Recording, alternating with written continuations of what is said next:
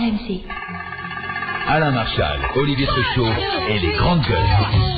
Les Grandes Gueules recevront Smaïn tout à l'heure. Smaïn, c'est son grand retour. D'ailleurs, le début de son spectacle, il commence comme ça. Il fait I come back. Avec Olivier, nous l'avons fait en ce moment. Smaïn, qui aurait misé encore quelques euros sur Smaïn? 47 ans, il revient après des bides au cinéma. Personne l'attendait sur scène. Donc, on parlera avec lui de ce qu'il compte faire, de son avenir. Est-ce qu'il a encore véritablement un public? Smaïn, est-ce qu'il a gardé ce public? Rendez-vous avec lui au 32-16 en direct. Les Grandes Gueules et Internet et le téléchargement.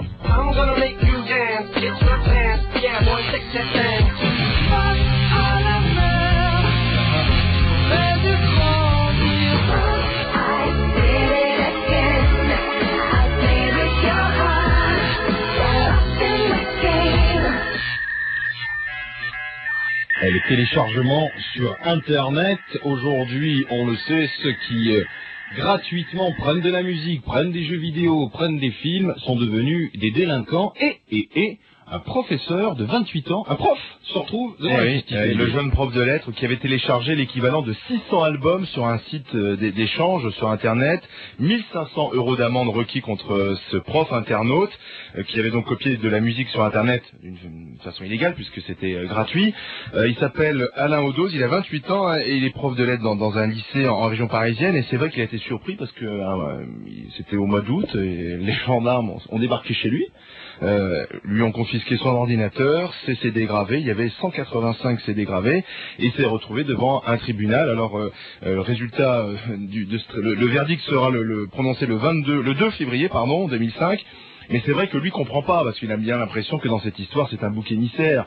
Il a téléchargé, comme le font des milliers et des milliers de personnes chaque jour, des jeunes. Alors il est prof, est-ce qu'il doit montrer l'exemple? Il risque gros, voilà. Il risque gros pour sa carrière, il risque gros pour simplement sa réputation. Et c'est vrai que c'est difficile s'il est condamné, ensuite continuer à enseigner. Alors, outre ce prof, je rappelle qu'il y a 15 jours, 2 informaticiens se sont fait aussi condamner par le tribunal correctionnel de Blois, 2 mois de prison avec sursis, 20 000 € de dommages et intérêts pour avoir téléchargé, copié des logiciels, des jeux, des films, de la musique sur Internet. T'es d'accord? Oui, je suis d'accord. D'abord, le prof, il faut quand même le dire. Il faut quand même le dire. Un prof, ça donne l'exemple. C'est vrai, c'est un peu comme les hommes politiques, on doit être moins tolérant. Un prof, si le prof fait ça, les élèves se disent, bah ouais, on a le prof qui le fait. Je veux dire, c'est exemplaire, un professeur. Oui, les profs à l'école. Et donc, les mots, ils téléchargent beaucoup. Donc, ça se sait. Il doit avoir un comportement impeccable. Et deuxièmement, il y a quand même un moment. Même plus de sévérité pour lui. Oui, moi, personnellement, je pense plus de sévérité. C'est mon opinion. Je pense que c'est un exemple et donc il faut montrer qu'on ne le tolère pas. Voilà. Et la deuxième chose, je comprends bien qu'on soit tenté par cette gratuité. Je comprends très bien. Et simplement, qui va finir par payer la musique? Il y a un moment. C'est trop cher de toute façon. Non mais ça veut rien dire. C'est un autre débat. C'est beaucoup trop cher. Mais attends, c'est trop cher pour qui? Pourquoi? Comment? Quand il y aura plus de musique, qu'est-ce que tu feras? Mais ça dépend de quelle musique d'abord, parce que tu vois. Attends, c'est un autre débat aussi. Ce raisonnement, alors dans ce cas-là, tu le tiens pour tout.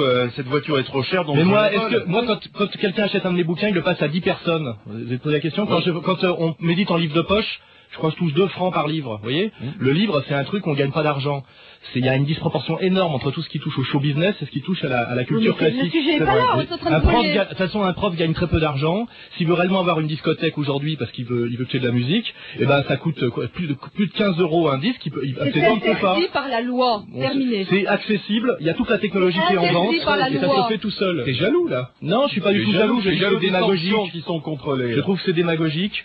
Je trouve que ça semble des gendarmes qui arrivent chez toi parce qu'ils sont en train de télécharger. Tu peux prendre dans le temps, t'écoutais la radio, tu prenais une cassette, tu mettais dans ton cassette et tu enregistrais la musique de la radio sur la cassette. Pourquoi la police débarque pas? Ça fait penser à du Orwell, quoi. Je veux dire, la police arrive chez vous, vous étiez en train. Là aussi, on vole. Je veux dire, mais c'est pas différent. Reconnais que les victimes dans cette histoire, ce sont les ayants droit, ceux qui ont composé la musique, ceux qui ont écrit les paroles. Ce sont les artistes. Alors après que les maisons de disques, effectivement, on n'a pas vu beaucoup dans ce métier-là. À se reprocher sur les prix pratiqués, sans doute, mais les artistes. En réalité, il y a une crise parce que les majors en ce moment, à cause de leur politique de court terme, de merde, de Star Academy, etc., font moins 30% cette année. Ils sont dans la catastrophe et ils essayent de se persuader que c'est dû au téléchargement. Or, il y a des études assez complexes qui montrent que c'est pas forcément si vrai. La crise de la vente est plutôt liée à une crise de baisse de qualité, de recrutement, etc.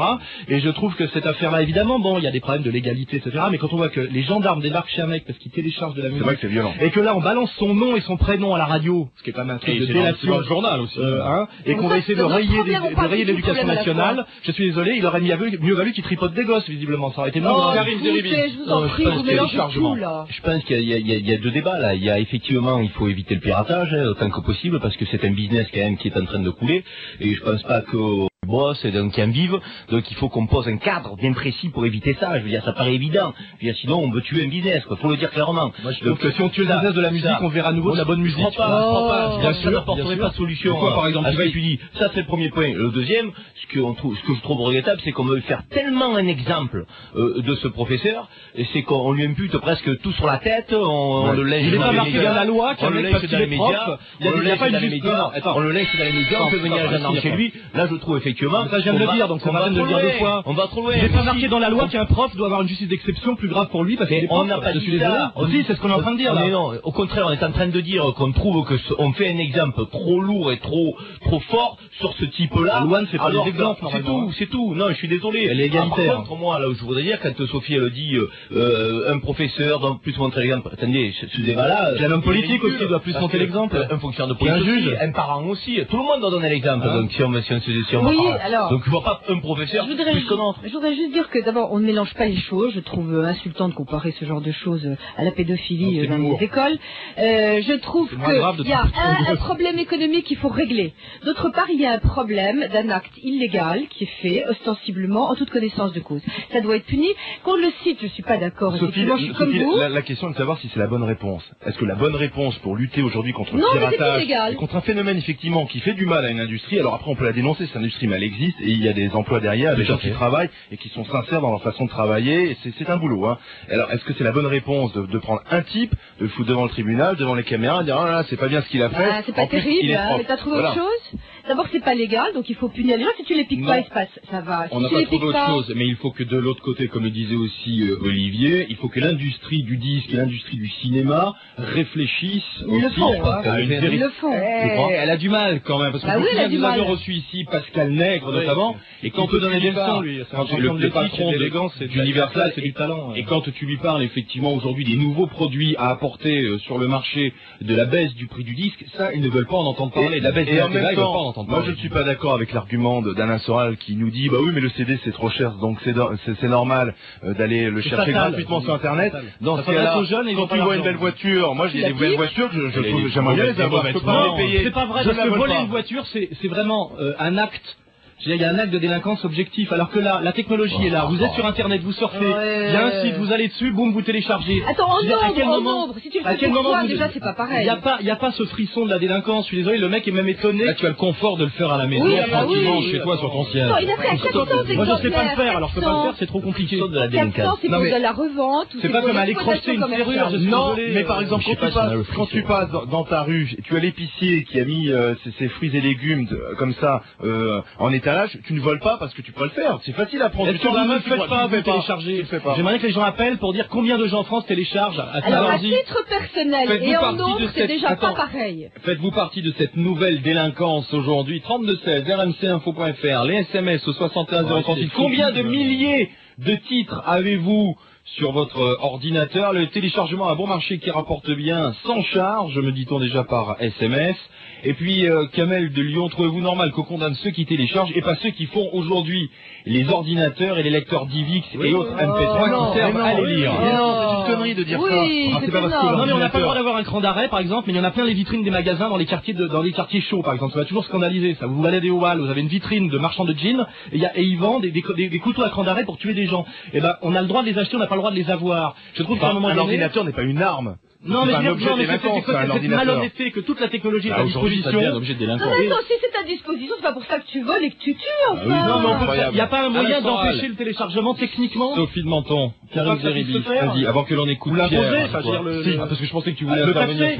Non, alors effectivement, Alain a raison de poser la question, est-ce qu'il n'y a pas un moyen de techniquement d'arrêter le téléchargement? Il le cherche. Le moyen, on vous l'offre, on vous le propose, c'est-à-dire qu'on vous sollicite pour le faire. Le moyen, c'est demander aux fournisseurs d'accès Internet, qui font d'ailleurs beaucoup d'argent là-dessus, hein. Parce que bien sûr, eux, la principale ils ont le droit de le vendre et aujourd'hui, sur Internet, notamment les sites payants, notamment. Donc on peut demander aux fournisseurs d'accès Internet de faire le ménage. De pouvoir télécharger pour pas trop cher et que ce soit tout à fait pareil que d'avoir le truc avec le coffret. Moi, effectivement, je télécharge la musique, mais je la paye, la musique. Pierre, encore trop cher sur Internet. Mais... Pierre, bonjour les grandes gueules. Bonjour les grandes gueules. Bonjour, bienvenue au milieu d'Alain Soral, Sophie de Menton, Karim Zeribi, Olivier Truchot. Mon cher Pierre, il va falloir vous défendre. Est-ce que vous faites partie de cette nouvelle délinquance, Pierre? Oui, je suis un gros délinquant, oui, en effet. C'est bien de l'avouer. Je télécharge jour et nuit, je prends de la musique que je rejette par la suite parce que la qualité n'y est pas, quoi. Mais c'est quoi que vous faire rembourser? Attendez. Pour en faire commerce ou pas? Ou est-ce que c'est juste pour votre usage personnel? Absolument pas. Je n'ai jamais gravé ni vendu un CD pour quelqu'un. Non, je ne fais pas de usage personnel comme pour le prof. Pierre, quelle est l'ampleur du téléchargement de ce que vous avez maintenant chez vous? Dites-le nous, qu'on comprenne. 2500 albums. Je télécharge jour et nuit. Ah bah, il est écrabouillé, le pauvre prof, là. Pierre, vous n'avez pas assez d'argent pour vous payer des CD? C'est pas ça, je découvre des musiques et je vous dis, j'en vire beaucoup après par la suite, parce que la qualité ou ça ne me plaît pas. Donc je télécharge, j'écoute ce que je peux écouter et ensuite je vire. Alors Pierre, aujourd'hui vous prenez le risque de vous retrouver devant un tribunal comme ce jeune prof de lettres. Un jour peut-être que les gendarmes vont débarquer chez vous. Parce qu'il vend pas, c'est ça qu'il faut dire. Ce qui serait scandaleux, c'est que le mec copie pour vendre. Parce que là, il y a... Tu en as actuellement. Non mais ça c'est vraiment grave. Pierre, parce que ça devient... Pierre, est-ce que vous avez conscience de cette menace qui pèse aujourd'hui sur vous? Absolument. Mais je vais vous le dire, est-ce qu'une personne qui enregistre un film à la télévision avec un magnétoscope, est-ce qu'il ne fait pas de la copie lui aussi? Est-ce que vous achetez encore des CD? Oui, bien sûr. Bien sûr, il y a des CD que j'achète parce que les téléchargements ne sont pas forcément de bonne qualité. Donc si vous voulez, j'ai une pré-écoute.